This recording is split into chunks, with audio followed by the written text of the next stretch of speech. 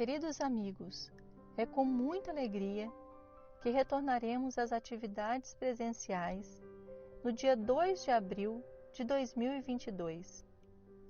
Algumas atividades continuarão online.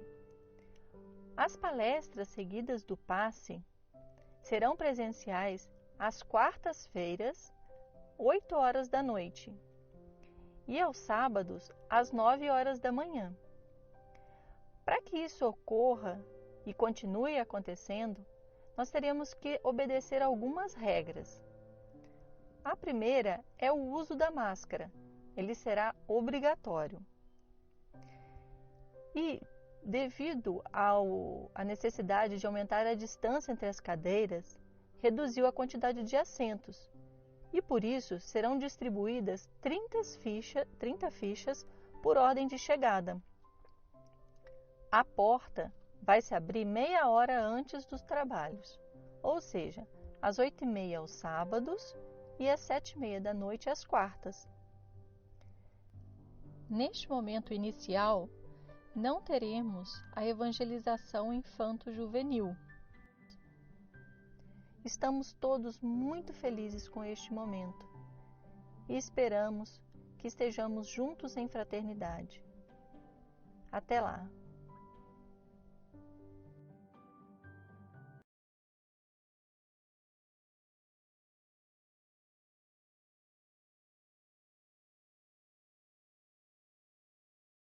Muito boa noite, queridos amigos, amigas, irmãos e irmãs.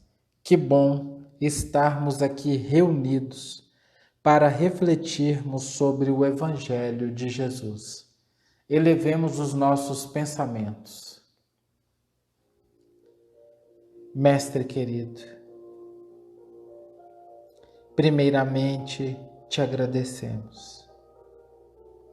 Agradecemos profundamente pela oportunidade desta encarnação e pela oportunidade de termos acesso a esses entendimentos de luz que a doutrina espírita traz para todos nós.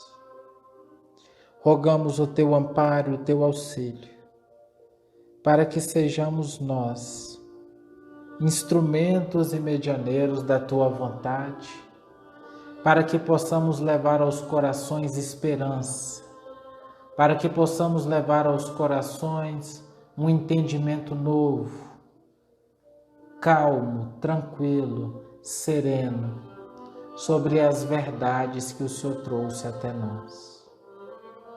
Rogamos o teu amparo, para que as nossas palavras sejam aquelas que vão adentrar as fibras íntimas daqueles que nos acompanham e os auxiliarão a renovar pensamentos e sentimentos no amor. Sê conosco, Mestre querido Jesus, hoje e sempre, e que a tua equipe de tarefeiros e trabalhadores da Fraternidade Universal possam visitar cada um desses lares, levando paz, fluidificando as águas e trazendo a harmonia e o entendimento da verdade para os corações. Que assim seja. Nós estamos iniciando o estudo do capítulo 23 do Evangelho segundo o Espiritismo, capítulo denominado Moral Estranha. São algumas passagens que Kardec trouxe para a reflexão que, à primeira vista, parecem ser contraditórias quando Cristo fala, mas que de contraditória elas não têm nada. São reflexões profundas que Jesus nos convida para que possamos entender o que seja realmente servir na sua seara de amor. Hoje nós vamos falar sobre uma passagem que está no Evangelho de Mateus, no capítulo 10, versículo 37. Quem não odiar seu pai e sua mãe? Aquele que ama mais seu pai ou sua mãe do que a mim, não é digno de mim. Aquele que ama mais a seu filho ou a sua filha do que a mim, não é digno de mim.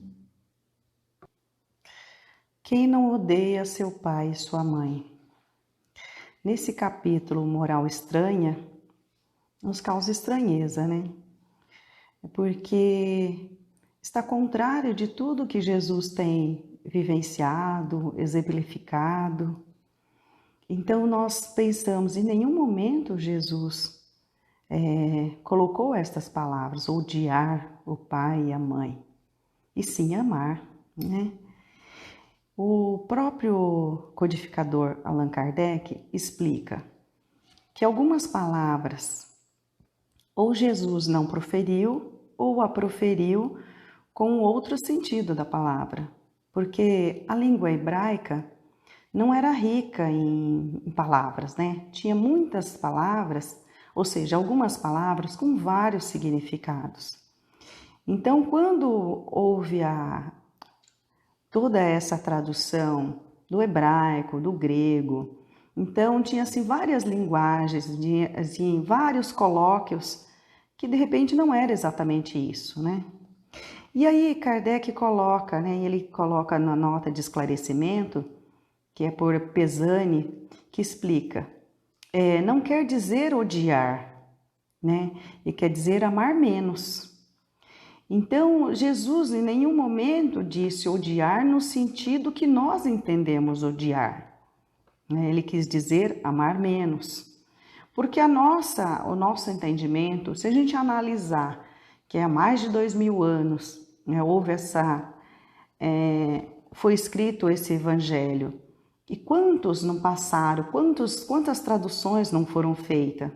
Quantas palavras foram colocadas ou modificadas ou colocados sinônimos supostamente parecidos, né?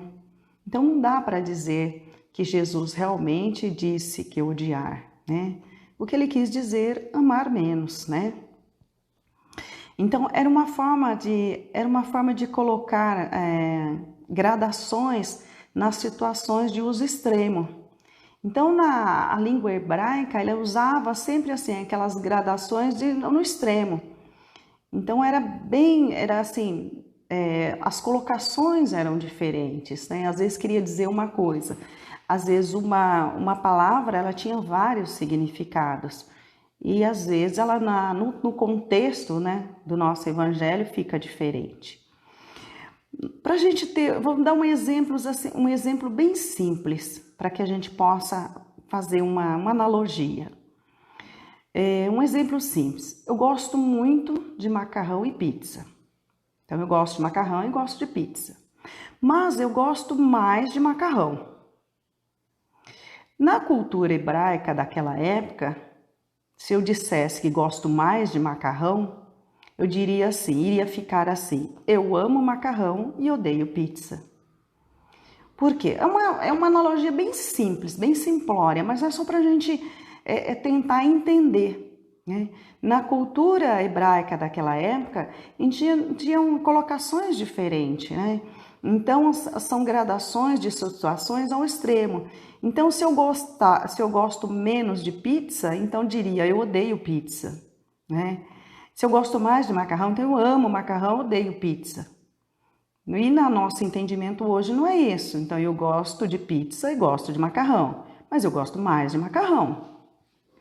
Então é só para que a gente possa fazer tentar um entendimento de como ficaria. Então é só para a gente estar analisando como seria. Então para a gente refletir sobre isso, né? Como eram colocadas as palavras, como eram colocadas as interpretações, como era interpretada pelos os apóstolos, né? Pelos discípulos de Jesus, porque eles iam colocando de acordo com o seu entendimento. Então tudo isso nós precisamos levar em conta. Então hoje, para que a gente possa entender o Evangelho, o que é preciso para entender o Evangelho? O que nós precisamos para entender o Evangelho? Quando tem palavras difíceis de entendimento ou com colocações diferentes da qual não entendemos. Precisamos nos despir de nossos achismos. Nós achamos isso, nós achamos aquilo. Quando lemos pela primeira vez, nós achamos que entendemos de um jeito. Às vezes, quando fazemos uma leitura, nós temos um entendimento. Quando fazemos a leitura do Evangelho, de um pequeno trecho, mais uma vez, nós chegamos a outro entendimento. Então, nós precisamos o quê? Despir o quê? Dos nossos achismos. Não é o que eu acho, não é o meu ponto de vista. Eu tenho que analisar todo o contexto daquele trecho que está aparecendo no Evangelho. Então, quando eu coloco quem não odeia seu pai e sua mãe, nós precisamos analisar todo o contexto. Não significa que nós precisamos conhecer a língua hebraica, nós não precisamos conhecer o grego. Nós precisamos fazer o entendimento do que foi traduzido para nós. Ou seja, quando pegamos o Evangelho, tanto é que Kardec procurou colocar de uma forma que possamos entender, com uma linguagem simples, uma linguagem de fácil entendimento, para que nos torne mais fácil. Mas nem por isso nós podemos ficar achando isso ou aquilo. Então, não entendi? Leio mais uma vez. Não entendi? Leio de novo. Não entendi? Vou para um grupo de estudo, vou tirar dúvidas com outras pessoas. Então, nós precisamos sempre estar estudando, entendendo nas entrelinhas, entendendo realmente e sempre analisando. Nós precisamos, quando a gente estudar o Evangelho, a gente precisa sempre lembrar quais eram exemplos de Jesus. Se o meu entendimento está contrário aos exemplos de Jesus, então eu não compreendi, eu não entendi aquele texto. Eu preciso conhecer todo o contexto do Evangelho, Então nós precisamos estar sempre atentos ao que Jesus está colocando, qual é a mensagem que realmente está passando. Tanto é que nós lemos o Evangelho, depois nós lemos de novo, depois nós estudamos. Então assim, e sempre estamos aprendendo um pouco mais. Por quê? Cada vez que estudamos, percebemos algo que não tínhamos entendido na leitura anterior. Então, é para isso que nós precisamos. Então, sempre analisar qual é o entendimento que tivemos. Está de acordo com os exemplos de Jesus? Então, é isso que nós precisamos. Jesus jamais viria destruir o amor em família. Ele veio nos demonstrar o amor verdadeiro. Então, Jesus veio demonstrar o verdadeiro amor, o que é amar o próximo, o que é servir ao próximo. Mas ele trouxe o seu maior ensinamento, amar a Deus sobre todas as coisas. Então, nós precisamos colocar Deus em primeiro lugar em nossas vidas. Quando colocamos Deus em primeiro lugar em nossas vidas, nós mudamos a nossa postura de ser, a nossa postura de agir, a nossa postura com o outro. Nós mudamos o nosso entendimento em família, nós mudamos o nosso entendimento com o outro. Quando passamos a amar Deus sobre todas as coisas, nós nos colocamos em segundo lugar, porque Deus está em primeiro. Se colocamos Deus em primeiro lugar, Ele vem antes do pai, da mãe, dos irmãos. Isso não quer dizer que vamos deixar de amar os nossos familiares ou vamos amar menos, mas vamos compreender o que é amor. Porque o nosso amor pelo pai, pela mãe, pelo irmão, é um amor possessivo. Nós amamos as pessoas da nossa família como se fosse nosso. Portanto, nós dizemos assim: o meu pai, a minha mãe, o meu irmão, a minha irmã, o meu filho, meu amigo. Olha o nosso amor, é um amor possessivo. É um amor que estamos sempre de posse, ele é meu. E Jesus veio nos trazer exatamente o contrário. Quando nós amamos Deus sobre todas as coisas, nós amamos sem posse. Não é meu, é nosso. O amor é aquele amor fraternal.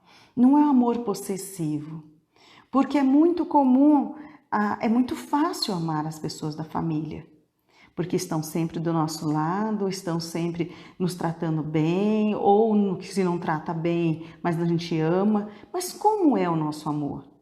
Então nós precisamos fazer uma reflexão. O amor que sentimos por um pai, pela mãe, por um filho, e o amor que nós sentimos a Deus, amar o próximo quando Deus coloca. Então, como nós amamos? Que amor é esse? É esse amor que Jesus vem colocar. Esse amor, colocar Deus em primeiro lugar, é um amor incondicional. Não é o amar, eu amo porque eu sou amado. Não é o amor, não é o amor de posse, não é amor de possuir. Se o pai abandona o filho, eu não amo mais o meu pai, ele me abandonou. Se o filho deixa a mãe, se casa e constitui a sua família, ele deixa de dar atenção à mãe, ela já acha que ela não é amada por ele. Por quê? Porque é um amor possessivo. Se o irmão recebe na família um outro irmãozinho, ele já passa a achar que os pais amam mais o bebê que nasceu do que a ele, que já chegou primeiro. Por quê? Porque é um amor possessivo. Nós nutrimos esse amor possessivo, nós nutrimos esse amor de posse, que é meu. Nós amamos objetos mais do que amamos pessoas. Nós amamos mais a casa do que amamos o filho, porque quando não permitimos que ela seja suja, não pode sujar, não pode estragar, não pode de maneira alguma trazer alguém para não sujar a nossa casa, ou seja, nós estamos amando mais o bem material do que as pessoas. Se o filho fica doente, então eu me desdobro em atenção, em carinho, mas ao mesmo tempo eu não sei dividir com o outro, eu não sei dividir com outras pessoas esse cuidar. Muitas mães acham que o filho é só dela, não consegue dividir, assim que muitos pais também não sabem dividir os filhos. Por quê? Porque é um amor possessivo. E Jesus, quando ele vem colocar amar a Deus sobre todas as coisas, é para nos fazer enxergar esse amor verdadeiro, o verdadeiro amor, esse amor fraterno, esse amor que ele é sem cobrança, ele não é quantitativo, ele não tem quantidade, ele não tem tamanho, ele não diminui se a pessoa se afasta, ele não diminui se o ente querido se desencarna, ele não diminui se o filho se torna ingrato, ele não diminui nunca. Esse é o amor. E é esse amor que Jesus vem nos mostrar. Então, amar a família é um amor que tem que ser um amor sem posse. Então nós precisamos estar todo o tempo refletindo, analisando qual o amor que sentimos. Que amor sentimos às pessoas que estão ao nosso redor? Qual o amor que sentimos às pessoas que trabalham conosco, aos funcionários, aos subalternos, aos nossos superiores? Qual o amor sentimos quando enxergamos uma pessoa em dificuldade? Qual o amor que sentimos quando vemos alguém sendo agredida, sendo humilhado? Qual o amor? É este amor. Quando conseguimos realmente entender esse amor, amar a Deus sobre todas as coisas, nós precisamos aprender a amar. Porque o nosso amor com as pessoas da nossa família é possessivo, não é o amor verdadeiro, não é o verdadeiro amar, né? Nós estamos sempre, almejamos que o outro sempre esteja retribuindo o nosso amor, para que realmente saibamos que esse amor existe, né? Então, ao tempo todo, precisamos ter a certeza que somos amados. Então, só amamos quem nos ama. Se nos contraria, não amamos mais, né? Nós precisamos almejar ao outro tudo o que queremos a nós, ou seja, o melhor, né? Ficar feliz com as vitórias do outro, mesmo que nós estejamos em dificuldades.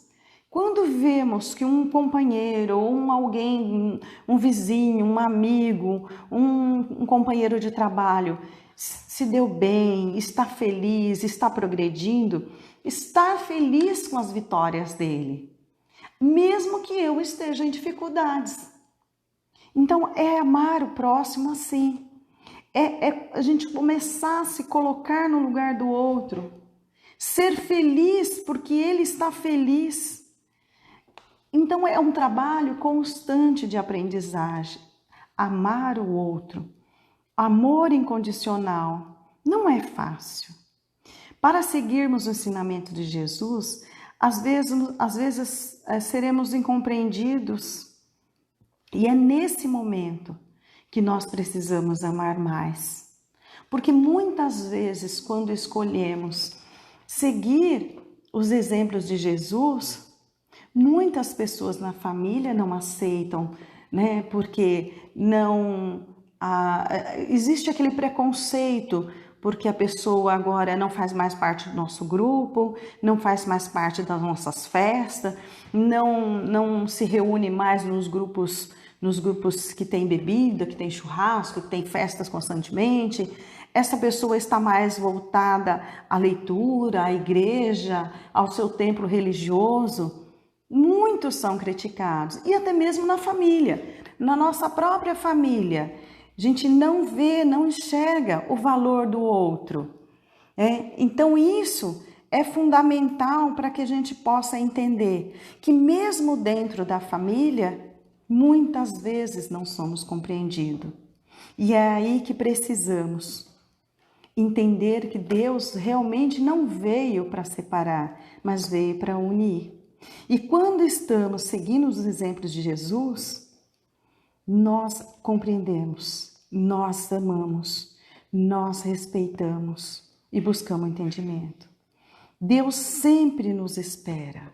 Então, em todos os momentos, por mais difícil que seja, nós precisamos, para seguirmos o ensinamento de Jesus, às vezes seremos incompreendidos, mas é nesse momento que devemos amar mais e compreender que cada um tem o seu tempo. E esse tempo, Deus sempre espera, porque cada um de nós temos o nosso tempo. E Deus não desiste, Ele sempre espera. Para encerrar, eu vou fazer a leitura de um pequeno trecho do livro Boa Nova, de Chico Xavier, no capítulo 6, Fidelidade a Deus. É uma reunião que Jesus faz com os discípulos, falando sobre do tamanho dos sacrifícios, que diz assim, é uma pergunta: qual a primeira qualidade a cultivar no coração? Perguntou um dos filhos de Zebedeu, para que nos sintamos plenamente identificados com a grandeza espiritual da tarefa. Acima de todas as coisas, respondeu o mestre, é preciso ser fiel a Deus. A pequena assembleia parecia altamente elevada e satisfeita, mas André inquiriu, mestre, nestes últimos dias tenho me sentido doente e receio não poder trabalhar como os demais companheiros. Como poderei ser fiel a Deus estando enfermo? Ouve, replicou o Senhor com certa ênfase. Nos dias de calma é fácil provar-se fidelidade e confiança. Não se prova, porém, dedicação, verdadeiramente, senão nas horas tormentosas em que tudo parece contrariar e perecer. O enfermo tem consigo diversas possibilidades de trabalhar para nosso Pai, com mais altas probabilidades de êxito no serviço. Tateando ou rastejando, busquemos servir ao Pai que estás nos céus. porque nas suas mãos divinas vive o universo inteiro. André, se algum dia teus olhos fecharem para a luz da terra, serve a Deus com tua palavra e com os ouvidos. Se ficares mudo, toma assim mesmo a charrua, valendo-te das tuas mãos. Ainda que ficasse privado dos olhos e da palavra, nas mãos e nos pés, poderia servir a Deus com a paciência e a coragem, porque a virtude é o verbo desta fidelidade que nos conduzirá ao amor dos amores. O grupo dos apóstolos calara-se, impressionado, ante aquelas recomendações. O luar esplendia sobre as águas silenciosas. O mais leve ruído não traía o silêncio augusto da hora. André chorava de emoção, enquanto os outros observavam a figura do Cristo, iluminada pelos clarões da lua, deixando entrever um amoroso sorriso. Então, todos impulsionados por soberana força interior, disseram quase um a só tempo: Senhor, seremos fiéis. Jesus continuou a sorrir, como quem sabia a intensidade da luta a ser travada e conhecia a fragilidade das promessas humanas. Entretanto, do coração dos apóstolos jamais apagou a lembrança daquela noite luminosa de Cafarnaum, aureolada pelo ensinamento divino. Humilhados e perseguidos, crucificados na dor, esfoliados vivos, souberam ser fiéis diante de todas as vicissitudes da natureza e, transformando suas angústias e seus trabalhos num cântico de glorificação, sob a eterna inspiração do Mestre, renovaram a face do mundo. Quando Jesus nos diz que quem não ama menos seu pai, sua mãe, os filhos, não é digno dele, quando Jesus nos convida a abandonar pai e filho, realmente parece uma proposta intensa demais. E se nós formos levar ao pé da letra, nós vamos acabar não compreendendo a profundidade do que o Mestre colocou para nós. Por quê? Existem pessoas que estão encarnadas em núcleos familiares que o ato de fugir da família vai ser para ele uma bênção, porque são tantas as contendas, tantas as dificuldades, que esse ato de abandonar pai, filho, mãe, enfim, não envolve sacrifício nenhum. Então nós precisamos entender com profundidade qual que é o convite de Jesus. Quando Jesus usa a comparação de pai, esposa, mãe, filho, Jesus quer nos trazer a seguinte condição: normalmente é no lar onde nós mais nos sentimos confortáveis, encaixados. Então nós precisamos traduzir tudo isso, sintetizar como zona de conforto. Então, quando nós passamos a olhar por este ponto, onde tem o convite de Jesus, quem não tiver coragem de abandonar a sua zona de conforto, não é digno de seguir ao Mestre, fica muito mais claro para todos nós. Então, o sacrifício, ele não está em si, em deixar pai, mãe, filho, seja quem for. O sacrifício está em abandonar o prazer do conforto para trabalhar na seara divina. E, às vezes, vivenciar isso é eu retornar para dentro de casa e cuidar dos pais, cuidar dos filhos.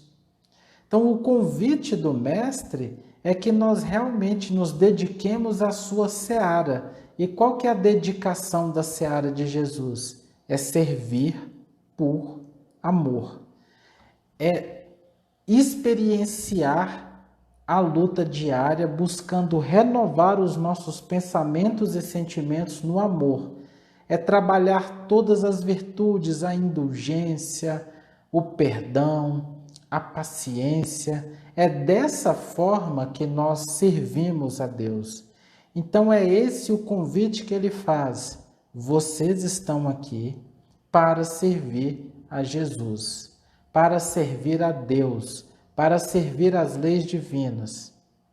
Nada pode ser superior a isso. Se vocês estiverem num dilema e tiver que escolher entre o conforto da vida e a luta redentora de construir sentimentos novos na renúncia, no sacrifício e na resignação, escolha o caminho do bom combate, dessa luta de transformar a si mesmo, dessa luta de renúncia. É esse o caminho que vai trazer paz para todos nós.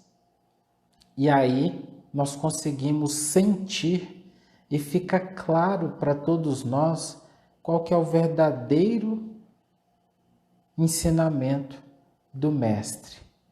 Não fujamos do nosso planejamento encarnatório. Todos nós estamos aqui para desenvolver sentimentos novos no amor. E só nos é possível desenvolver esses sentimentos novos nas lutas diárias dos relacionamentos. Não é fugindo, não é ficar estacionado na zona de conforto que nós vamos conseguir crescer em espírito.